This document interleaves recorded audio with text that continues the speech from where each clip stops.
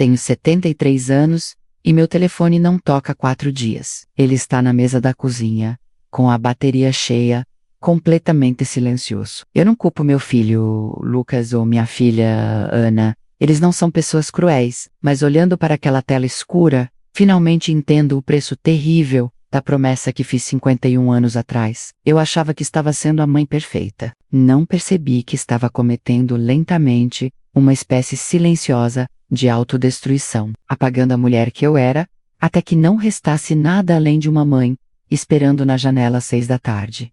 Tudo começou na noite em que Pedro foi embora. Lucas tinha apenas 2 anos. Não houve gritos, nem pratos quebrados. Apenas um homem que decidiu que o peso de uma família era grande demais. E o som de uma porta se fechando atrás dele. Sentei-me no chão frio do nosso pequeno apartamento, segurando Lucas contra o meu peito. Ele era tão pequeno, sua respiração tão frágil, contra o vazio súbito e imenso da sala. Fiz um voto naquela noite, sussurrando em seu cabelo macio. Você nunca vai se sentir abandonado.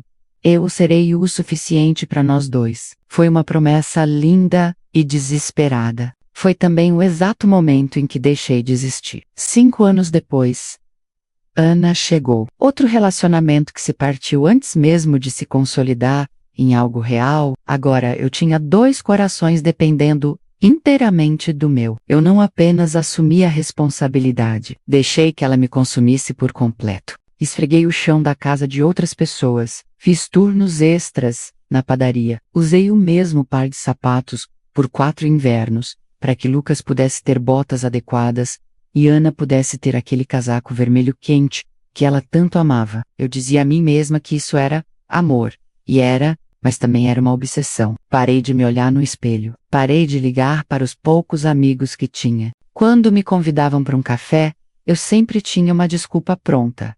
As crianças precisam de mim, eu dizia. Era um escudo? Com o tempo, os convites pararam. O silêncio da minha vida social não me incomodava na época, porque minha casa era barulhenta, era cheia de risadas, discussões, o caos lindo e exaustivo da infância. Eu não precisava de uma vida fora daquelas paredes porque eles eram o meu mundo inteiro. Agora, o silêncio é ensurdecedor. A casa está perfeitamente limpa. O casaco vermelho é uma lembrança apagada, as botas há muito deixadas para trás. Sento-me perto da janela todas as noites, enquanto o sol se põe no horizonte. O tic-tac do relógio de parede soa como um martelo no corredor vazio. 60 segundos para 1 minuto. 60 minutos para 1 hora.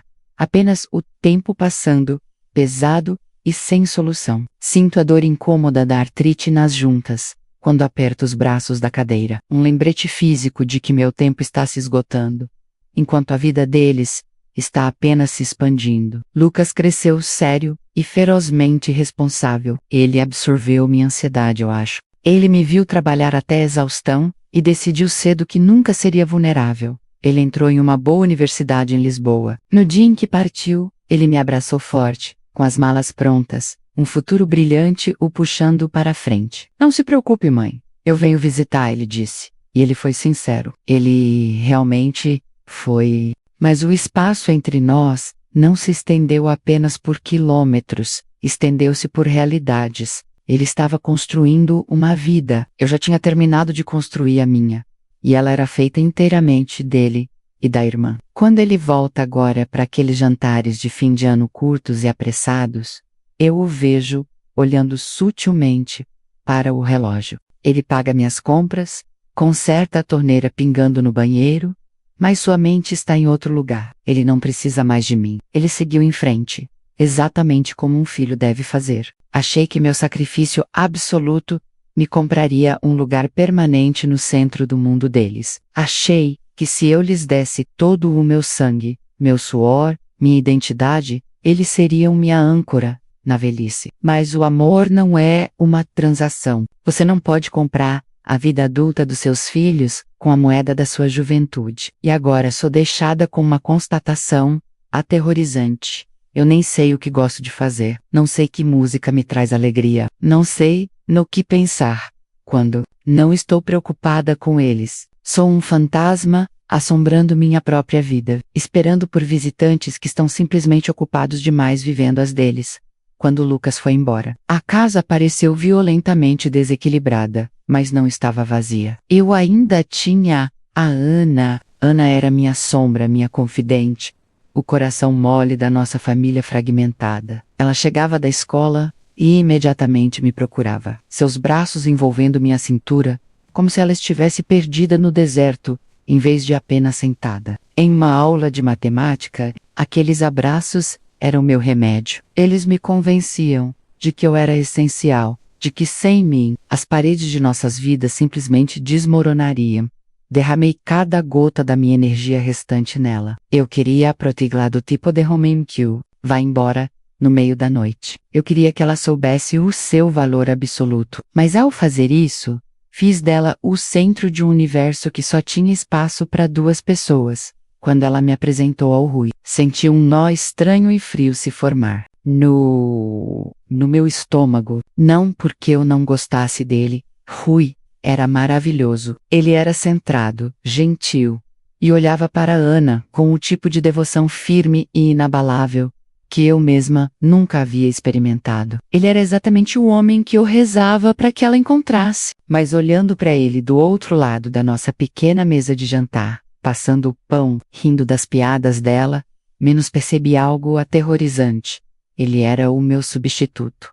Eu sorri. Servi a comida. Ajudei a escolher um vestido de noiva simples e lindo. Fiquei na igreja e chorei lágrimas que todos ao meu redor pensaram ser de pura alegria. Mas por baixo da renda e das flores, senti o pânico silencioso e sufocante de uma mulher sendo demitida do único emprego que ela sempre soube fazer.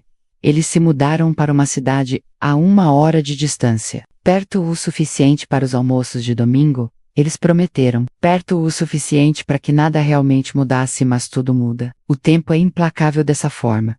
Na primeira semana, ela ligava todas as manhãs. Conversávamos sobre a cozinha nova dela, o trabalho do Rui, a cor das cortinas que eles estavam comprando. Na segunda semana, as ligações passaram para a tarde. No segundo mês, nos falávamos a cada poucos dias. Eu dizia a mim mesma que era normal. Eu dizia a mim mesma que uma boa mãe dá espaço para a filha construir seu casamento. Lembro-me do momento exato em que a mudança se tornou permanente. Eu estava de pé na minha cozinha, segurando o telefone, contando a ela sobre um gato de rua que andava dormindo na minha varanda. Eu estava prolongando a história, adicionando detalhes sem sentido, apenas para mantê-la na linha, apenas para ouvir outra pessoa respirando na minha casa silenciosa. Mãe, ela interrompeu gentilmente, mas havia uma tensão nova e prática em sua voz. O Rui acabou de chegar. Precisamos começar o jantar. Eu te ligo de volta, tá bom? Claro, meu amor. Eu disse rapidamente, minha garganta de repente seca. Vá, cuide do seu marido. Ela desligou. O clique do fim da linha foi notavelmente agudo. Fiquei ali por muito tempo, com o telefone ainda pressionado contra o ouvido, ouvindo o tom de discar. E o não corei foi pior do que chorar. Foi a constatação pesada e afundante de que eu não era mais a personagem principal na vida da minha filha. Eu era um papel coadjuvante e minhas cenas estavam sendo cortadas. A casa, que antes fora um recipiente de movimento constante e exaustivo, acomodou-se em uma quietude pesada. Toda vez que eu passava pelo antigo quarto dela, a porta fechada parecia uma parede física. Eu havia ensinado ambos a voar, mas nunca havia me ensinado a andar no chão sem eles. 3 anos atrás, caí na cozinha. Não foi um colapso dramático. Não houve uma dor súbita no peito, nenhum desmaio de cinema. Eu simplesmente tentei alcançar uma prateleira alta, perdi o equilíbrio no piso liso e caí com força sobre o quadril. Fiquei deitada ali por talvez 20 minutos, olhando para outra. O único som na casa era o zumbido baixo e mecânico da geladeira. Naquele silêncio frio, ouvi o tic-tac constante e aterrorizante do relógio que eu vinha tentando ignorar. Meu corpo estava envelhecendo. As paredes da minha independência estavam ficando mais finas. Se eu não conseguisse me levantar, quem saberia? O silêncio não era mais apenas solitário. Era perigoso. Finalmente consegui me erguer, e com as mãos trêmulas, liguei para Ana. Não chamei uma ambulância. Meu primeiro instinto, mesmo com dor, foi convocar minha filha, transformá-la na minha cuidadora, assim como eu tinha sido a dela. Ela não atendeu na primeira vez. A linha apenas chamou e chamou. Quando ela finalmente retornou à ligação, sua voz estava carregada de pânico. Ela prometeu vir na manhã seguinte. E ela veio. Quando Ana passou pela porta, a caça hacker do Instant, ela largou as bolsas, correu até mim e examinou meus hematomas. Fez chá de camomila e me deu uma bronca suave por não usar um banquinho, soando exatamente como eu suava quando ela ralava os joelhos. Por 3 horas lindas e ininterruptas, sentadas à mesa da cozinha, senti o calor profundo da minha antiga vida retorner. Rimos, de velhos vizinhos. Ela segurou minha mão, relaxei os ombros pela primeira vez em meses. Senti-me completamente, inegavelmente, necessária. Por esta cura então, o telefone dela vibrou contra a madeira da mesa. O som cortou o calor como uma lâmina pequena e cega. Ela olhou para a tela e eu observei seu rosto mudar. A filha devota desapareceu no fundo. A esposa e parceira ocupada retornou. Mãe, eu tenho que ir logo, ela disse, sua voz suavizando com uma culpa genuína. O Rui tem um jantar com o pessoal do escritório hoje à noite, e eu preciso ajudá-lo a se arrumar. Você vai ficar bem? Claro, meu amor, eu menti com naturalidade. O Rui precisa de você. Estou perfeitamente bem. Observei da minha janela o carro dela saindo da garagem. A casa se esvaziou instantaneamente. O silêncio voltando correndo para preencher o espaço que ela deixou para trás. Eu não a culpei. Isso é tão importante de se dizer em voz alta. Eu não os culpo. Os filhos crescem. Eles partem. Eles criam suas próprias famílias, suas próprias emergências, suas próprias prioridades. Mas ninguém te avisa sobre o terror absoluto e sufocante de perceber que você não é mais a prioridade de ninguém e que você esqueceu completamente como ser a sua própria. Mais tarde naquele ano, Lucas veio para uma visita curta. Ele trouxe sacolas pesadas de compras, encheu minha geladeira, verificou as fechaduras das portas e trocou uma lâmpada queimada no corredor. Era um amor prático, um amor necessário, mas enquanto estávamos sentados na sala de estar, o silêncio se estendendo desconfortavelmente entre nós, ele olhou para mim. Olhou de verdade. Vi um lampejo de profunda exaustão em seus olhos. Ele não estava apenas cansado do trabalho. Ele carregava a culpa pesada e não dita da minha vida vazia. Ele pousou a xícara de café, inclinou-se para a frente e disse as palavras que finalmente quebraram a ilusão em que eu vivia. Mãe, ele disse baixinho, evitando meu olhar. Você precisa encontrar algo para você. Um hobby, um grupo, alguma coisa. Ele não estava me rejeitando. Ele estava silenciosamente me implorando para libertá-lo do fardo de ser meu único motivo para acordar de manhã, encontrar algo para mim, aos 72 anos. Depois de uma vida inteira entregando cada pedaço de mim, abrindo mão da minha juventude, da minha energia e da minha própria identidade, para que ele e a irmã pudessem prosperar. Como se começa a construir uma casa quando a fundação foi concretada há 50 anos e pertence a outra pessoa? Eu não o respondi. Apenas balancei a cabeça, olhando para as minhas mãos. A pele é fina agora, translúcida, traçando as veias como um mapa de um território que não reconheço mais. Ele beijou minha testa, fez as malas e dirigiu de volta para sua vida real, deixando-me com a verdade sufocante da minha. Eu não me arrependo de tê-los amado.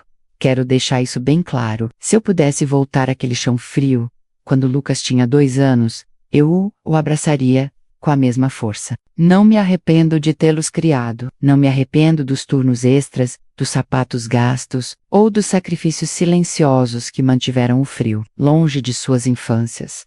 Mas eu me arrependo de ter desaparecido.